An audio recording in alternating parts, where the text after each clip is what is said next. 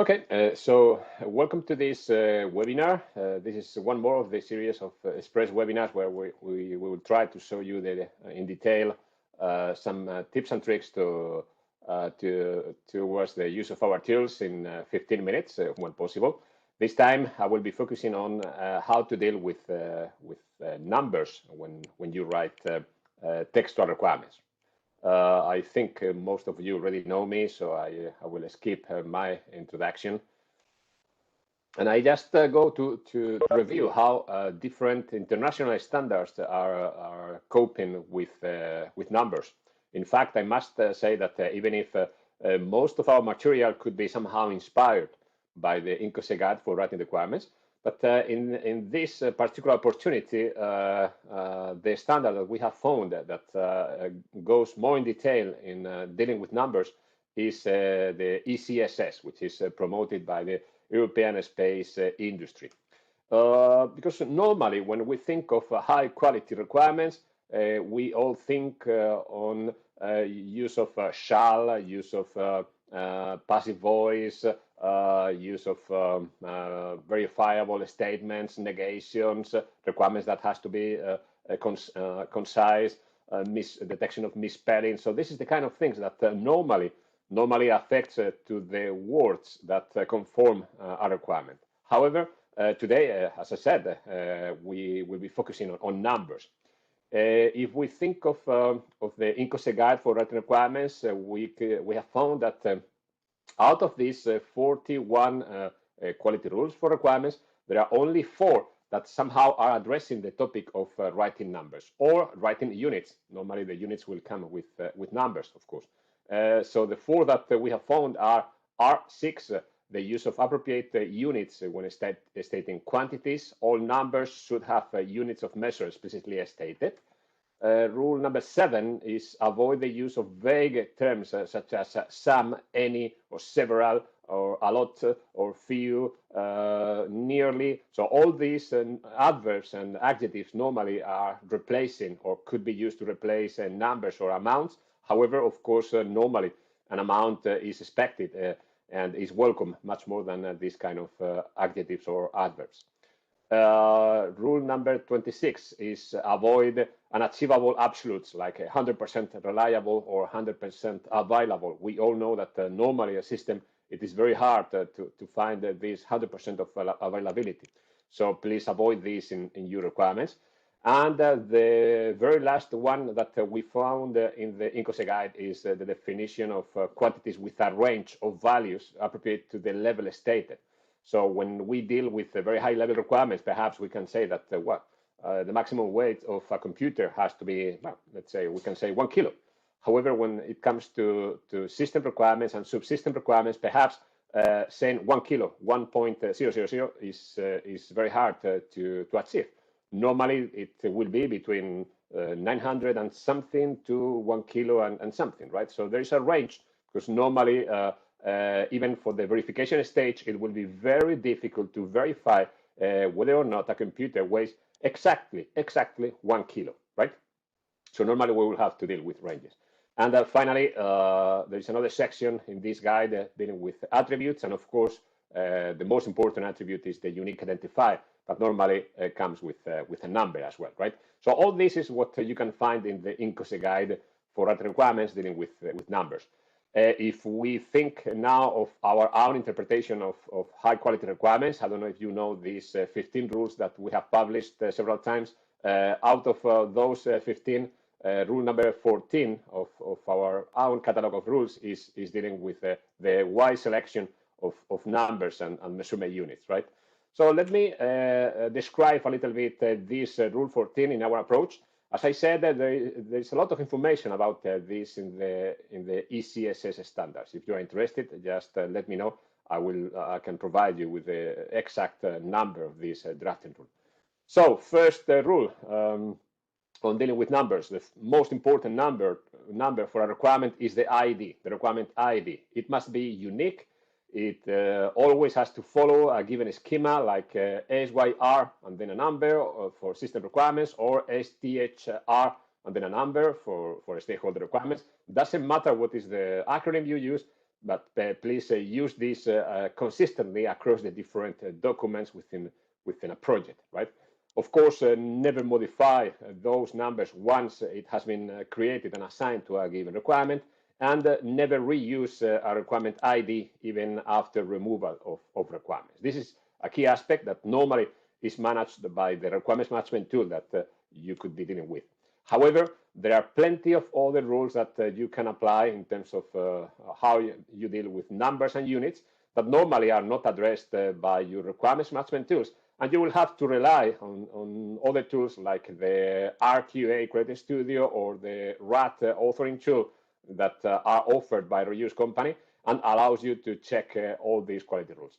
I must say I'm happy to say that that we have released one more library in our catalog of libraries. So all the rules that are described here in these slides and also that I will show you in the live demo are part now of a library that you can find in our website and you can download and use it whenever you wish. So let's start with some of those rules. The first one is use the decimal point consistently, right? So it doesn't matter if for you the decimal point is a comma, the decimal symbol is a comma, or the decimal symbol is a decimal point. No matter which one you choose, use it consistently across the document, right? Second is for the numbers between -1 and +1. So all those with a leading 0. There are people and cultures tending to remove the leading 0 and writing just something like a .99 or .99. In my, especially in, of course, the printed documents are less and less common now, but always please try to not forget the leading 0 when you write requirements. When it comes to units, of course, please do not forget the units. Requirements like when the car speed reaches 120, perhaps I, as a Spaniard, I will understand 120 kilometers per hour, but perhaps in other countries they will find that 120 is meaning miles per hour, right? So this requirement, when the car reaches 120, the temperature of the oil shall be maintained over 90, is clearly a requirement that is missing the over 90 watt, Celsius, Fahrenheit, whatever, and 120 watt, right? So much better these two requirements here below when the speed reaches 120 miles per hour, or the system shall connect to at least 4 satellites in less than 10 seconds. In here, after the numbers, always must come either units or entities in the system, right? Of course, agree on a fixed way to write your units if you decide to use MPH for miles per hour, or if you decide to use the full word miles per hour, please choose one of them and use it consistently, as well as the use of decimal metric system or imperial system. The one you choose, please use it accordingly, or even in some cases, I have some customers that are forced by internal policy to write requirements always using two systems, like when the speed of the car is below 5 miles per hour, and then open parentheses 8 kilometers per hour. In this approach is pretty fine, of course, but always please try to have first the miles per hour speed and then the kilometers per hour, and never the other way around, just to avoid confusions. More rules like when you speak about a specific property, please use always the same measurement unit. So, for instance, for the capacity of a fuel tank in a car, I can express the capacity in liters, in deciliters, centiliters, in cubic centimeters. So all these are decimal systems, right? So I'm meeting this previous rule here. However, if you change and one requirement is using liters, the other one using centiliters or deciliters to represent the capacity of the fuel tank, then perhaps you will get confused. So please use always the same unit for a given property in a given component. More rules now about tolerances, as I was explaining before, following the INCOSE guide. It is very difficult to say when the car is stopped for more than 3 seconds. More than 3 seconds is something that you can measure, of course, but the temperature of the oil must be kept at 80 Celsius. Keeping a temperature exactly at 80 Celsius will be almost impossible. So much better if for this 80 Celsius, you say something like 80 Celsius plus minus 5%, or 80 Celsius plus minus 4 Celsius, whatever, right? But of course, this whatever if this tolerance is very high, like LT Celsius plus minus 40, well, it is a kind of stupid tolerance to be that large. So the ratio between the nominal value and the tolerance has to be always under control. If it is too much, perhaps it is not a good requirement. If it is too tight, it is almost like having no tolerance at all, right? So please keep this in mind. And of course, as I was mentioning before, perhaps in very high level documents, we can forget about tolerances, but in very detailed documents, you will have to deal with tolerances.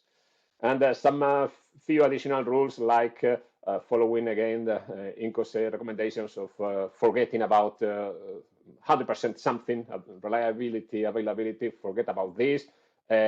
When you use verbs like to increase or to reduce or to decrease, perhaps normally you should always force for a number before. So if I say that when the temperature exceeds 30 Celsius, the flow of air must be increased. This is like not conveying any message at all, right? So it has to be increased in a given amount. So better if you provide an amount after the verbs like increase or reduce, right? Make sure, of course, always that the boundaries are clearly stated. If a number is greater than or equal, it has to be clearly identified. And of course, avoid words like some, most, few, any, many, or other adverbs like rapidly. It is always better to use less than 2 seconds instead of saying rapidly, right?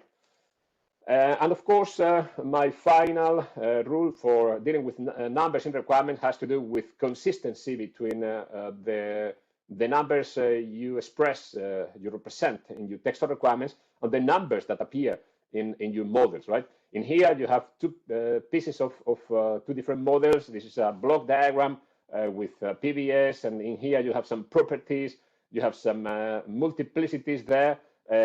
This other model is a state chart. You have transitions triggered by time after 10 seconds, or triggered by conditions when the inner temperature exceeds 90 Celsius. So all this, of course, has to be consistent with your requirements, but I will not focus on that in this webinar, because this is a express webinar, and the previous rules were enough. We will focus one particular express webinar on this particular topic. So let's go for a demo. I have prepared 2 videos. So let me start with the first one, which is a video of RQA, the Creative Studio. So in RQA, as you know, we can connect to different requirements repositories. And you can apply different configuration of rules. In this particular case, this is the library I was mentioning before that is available for you. So this library includes 14, or well, 15, but in this case only 14 are enabled rules that deals with numbers, right? All these 14 rules cover, let's say, kind of everything that I have been mentioning today. So once the library is implemented, is imported, you can assign this library to your document, right? And of course, you can now analyze the quality of your requirements. This is a very small document, 140 requirement. So the analysis of all these metrics, by the way, if you know our approach, all this is correctness. There is nothing about consistency and completeness in this implementation, right? Because the consistency against the models is not covered in this library so far. So it is very quick. All this analysis was real time. And you can see that, well, most of my requirements are okay. However, I have some requirements with 2 or 1 stars. So let's focus on the metrics that are impacting on the quality of our requirements, right? So here are my 14 metrics, the 14 I have enabled in this configuration. So we can see metrics like this one, requirements saying that something has to be decreased or increased, while there is not an amount on to which extent it is increased or to which extent it is decreased. As you can see in the last 3 requirements, the last 3 with only 1 star. So clearly something is missing in your requirement. So if I open this requirement, I can see, wow, I said shall be decreased quickly, and quickly the tool always also detect quickly as something that you cannot measure, and is replacing a unit number plus a unit, and shall be decreased without this number plus a unit somehow, right? So I can rewrite this, removing the quickly, and I can say shall be decreased in 1 Celsius per millisecond until the internal temperature is equal to the environmental temperature. Then I hope now that I have this green frame saying that I am meeting all these 14 rules, so I can be happy, and I can now save the results. In this case, I'm using a database in Excel, right? So I could fix the other 2 requirements, but of course, to have it quick, I jump into the following metric. The following metric is about the detection of numbers that are not followed by either a unit or an entity, or are not saying something like the number of a standard or something like that, right? So I can fix all this later in a minute. Following one, use decimal comma to represent decimal numbers. Of course, in here I have used 1.5 or 0.5. Clearly, you can configure this library so that it can be analyzed the other way around in case you use the decimal comma. Then vague adverbs like quickly to be avoided. Or in this particular case, we are using 20 inches. I said in this configuration that I wanted to deal with the decimal system, so I replaced 20 inches by 50 centimeters, and now the quality of my requirement is high. One more, those numbers with or without the leading 0. There is only one requirement that says something like shall be between comma 90, and then I will just put leading 0 in front.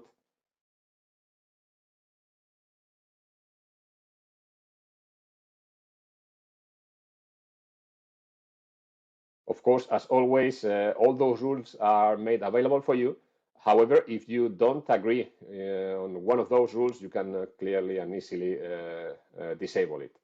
So ideas, requirements using vary, requirements using tolerance. So this idea of tolerance will be covered in my second video. So this is just the end of the first one. And then in the second video, I will use the authoring tool to have all this in real time. Now this time it is the same configure in the same specification, but this time it is on top of doors, and we have our rat add-on for doors. So I can analyze, I can write, I can create new requirements, and I can have the checking of all those 14 rules in real time. So let me create a new requirement from scratch. In here, the requirement, of course, there is no mistake yet because the text is empty, but I write the weight of the Arduino motherboard shall be 150. If I stop here, 150, the tool complains, 150 what? There is a unit is missing. So I go back to my requirement to fix this issue. And let's assume that I continue making mistakes in that. So 150. And in order to fix this, I say something a little bit stupid, like the weight of the Arduino shall be 150 kilometers. Now there is another rule that is highlighted. That is telling me that kilometers is not the proper unit to measure the weight, so I have to remove it. And now I say pounds. Pounds, remember, in my configuration, I decided only to use a decimal system, so this is what the tool is now complaining about. So nothing about pounds. I have to go back to something like kilograms. But when I write kilograms, my requirement goes, the weight of the Arduino motherboard shall be 150 kilo. This is what I was mentioning before. I have configured the ontology to say that the weight has to be followed by a tolerance. Of course, this idea of dealing with tolerances is a little bit tricky. The tool can deal with all this. If I say shall be less than 150, then of course it is very easy to wait when something is less than or more than. So when you write less than, more than, something like that, the tool will not complain. But if you say shall be exactly 150 kilo, the tool will request a tolerance. If my tolerance is very little, as I was mentioning before, then the tool will also complain, because I have a limit in my configuration. The tolerance has to be between 5% to 25% of the nominal. Of course, this is something that you can configure in a minute as well. So if I replace the 1 kilo and I write something like 1%, it is almost the same. It is out of the limits. But now if I say 15 kilograms, this is making 10% of the tolerance. It is between within the range, between 5 to 25%, and now the requirement is okay. So I can finish here the definition of this requirement, and that's all. Now we start the Q&A section. Please use the chat box or the Q&A box to send us your questions. And while you do so, I just wanted to invite you to our next Express webinar. It will be dealing with a knowledge discovery process.